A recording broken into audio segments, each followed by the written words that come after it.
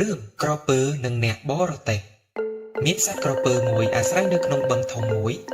លុះដល់រដូវប្រាំងទឹកបឹងក៏រីងស្ងួតអស់ក្រពើនោះនៅពុំបានទើបវាឡើងលើគោកដើរត្រាច់ចររកទីមានទឹកកាលនោះមានតាចាស់ម្នាក់បរទេះមកបានជួបនឹងក្រពើកំពុងវានៅកណ្ដាលផ្លូវឯក្រពើក៏សុំដោយសារតានោះតាសួរថាចៅឯងទៅណាដែរ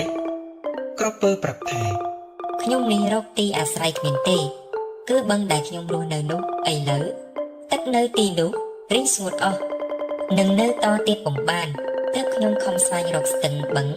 ដែលមានទឹកនិងអាស្រ័យនៅបើតាមេត្តាសូមនាំខ្ញុំទៅឲ្យដល់ទីណាមានទឹកផង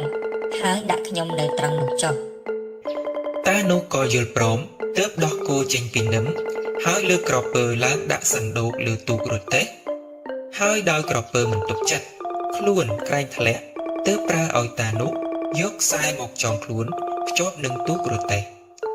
តាក៏ធ្វើតាមពាក្យក្រពើស្រេចហើយតាក៏ទឹមគោចេញទៅលុះដល់បឹងមួយមានទឹកតាក៏ឈប់រទេះដោះគោចេញហើយស្រាយចំណងក្រពើប្រាប់ថាបឹងនេះមានទឹកគួរហើយណាចៅចូលចៅលូនទៅនៅបឹងនេះចុះឯក្រពើជាសត្វអកតញ្ញូមិនដឹងគុណគេថែមទាំងឃ្លានអាហារផងក៏និយាយថាតាឯងចងយើងភ្ជាប់នឹងទូករទេះយើងមានសេចក្តីវេទនាពន់ពេកណាស់តាឯងត្រូវឲ្យគោមួយយើងស៊ីទើបតាឯងរួចទោសបើមិនឲ្យគោយើងស៊ីទេយើងនឹងស៊ីតាឯងឥឡូវនេះហើយលុះឮក្រពើពោលពាក្យដូច្នេះគាត់ផិតភ័យណាស់ក៏ស្ដីអង្វរថាណាហើយក្រពើខ្ញុំនេះមានគុណបានដឹកនាំក្រពើឯងមកដល់ទីនេះចុះឥឡូវក្រពើឯងចង់ស៊ីខ្ញុំទៅវិញខ្ញុំអត់មានខុសសោះមិនគួរអ្នកចង់ពិឃាតបើដូច្នេះខ្ញុំមិនសុខចិត្តទេចាំខ្ញុំទៅរកចៅក្រមមកវិនិច្ឆ័យសូមប្រតិបត្តិហើយស៊ីខ្ញុំក្រពើក៏យល់ព្រមហើយនិយាយទៅកាន់តាបានតាឯងទៅរកចៅក្រមនៅទីណាក៏រកចុះយើងចាំតាឯងនៅទីនេះតាបានយកជ័យទុំមួយស្និតដើរកាន់ទៅរកចៅក្រមហើយពេលនោះតាក៏បានទៅជួបទុនសាយមួយនៅលើដំបូកទុនសាយក្រឡេកឃើញតាកាន់ចេកដើរកាត់ព្រៃចូលមកក៏សួរទៅកាន់តាថាតាអើយតាមានទឹកនេត្រាសោកសៅតាមានរឿងអ្វីចូលលោកនេះសិនមកតាក៏និយាយប្រាប់ទុនសាយសពគ្រប់ប្រការអំពីរឿងខ្លួននិងក្រពើទុនសាយស្ដាប់ហើយក៏និយាយថាយីអាសត្វក្រពើនេះជាសត្វដែលមិនដឹងគុណតាឯងបើដូច្នេះខ្ញុំទទួលធ្វើជាចៅក្រមរបស់តាឯងតាកុំភ័យឲ្យតែចែកមកនេះមកខ្ញុំស៊ីសិនមកចាំយើងចេញទៅជាមួយគ្នាណាតាណោតាក៏ឲ្យចេកទៅទុនសាយស៊ីចេកអស់ក៏នាំគ្នាទៅកន្លែងដែលឈប់នោះពេលនោះទុនសាយក៏និយាយទៅកាន់ក្រពើថាយ៉ាងម៉េចហើយចៅក្រពើអ្នកវង្វេងព្រៃមិនដឹងទៅណាបានជាតាគាត់មេត្តាឲ្យដោយសារមកផងឥឡូវដល់កន្លែងសមនឹងអាស្រ័យហើយមិនក៏មិនដឹងគុណបុណ្យបែរជាចង់ស៊ីគាត់ទៅវិញដូច្នេះហើយតាគាត់ធ្វើទោសអ្វីឯងលោកសុភាទុនសាយតានេះឲ្យខ្ញុំដោយសារមកមែនតែគាត់ធ្វើបាបខ្ញុំខ្លាំងណាស់គាត់ចងខ្ញុំអោបទៅនឹងទូករទេះខ្លាំងពេករកតែដកដង្ហើមពុំបានគាត់ធ្វើទុកខ្ញុំយ៉ាងនេះបានជាខ្ញុំខឹងគាត់ហើយត្រូវតែប្រគល់គោរបស់គាត់មកឲ្យខ្ញុំស៊ីបើគាត់មិនប្រគល់ឲ្យគោមកខ្ញុំស៊ីទេគាត់នឹងហើយដែលត្រូវធ្វើជាចំណីខ្ញុំស៊ីដើម្បីសងជំងឺចិត្តខ្ញុំទុនសាយឆ្លើយតាមអនុលោមថាតាឯងចង់គេខ្លាំងហួស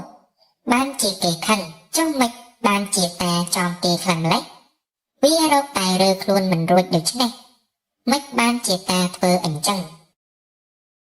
តាក៏ប្រកែកថា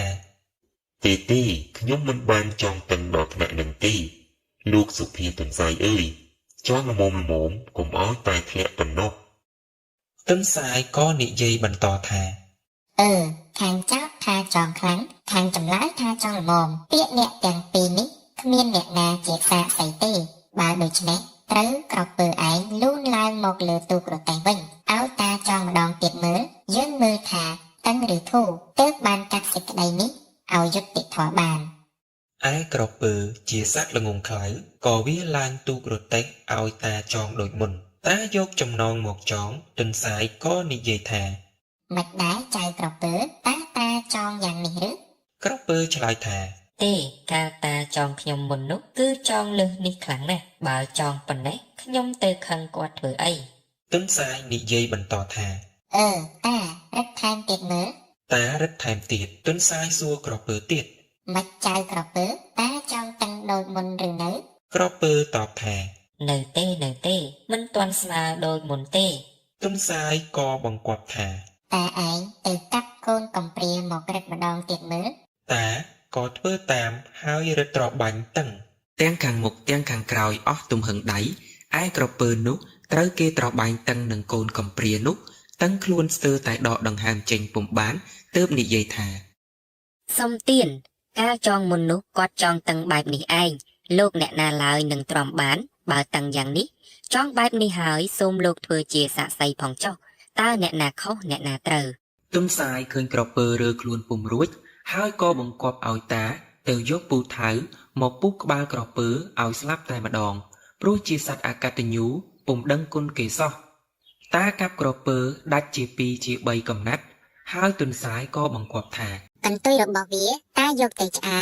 រឬពិសាភ្លាមក៏បានឯសាច់តាយកទៅលក់ តាក៏អរគុណទុនសាយហើយក៏បរទេះត្រឡប់ទៅផ្ទះវិញតាក៏អរគុណទុនសាយហើយក៏បរទេះត្រឡប់ទៅផ្ទះវិញ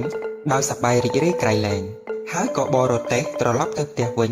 ដោយសប្បាយរីករាយក្រៃលែង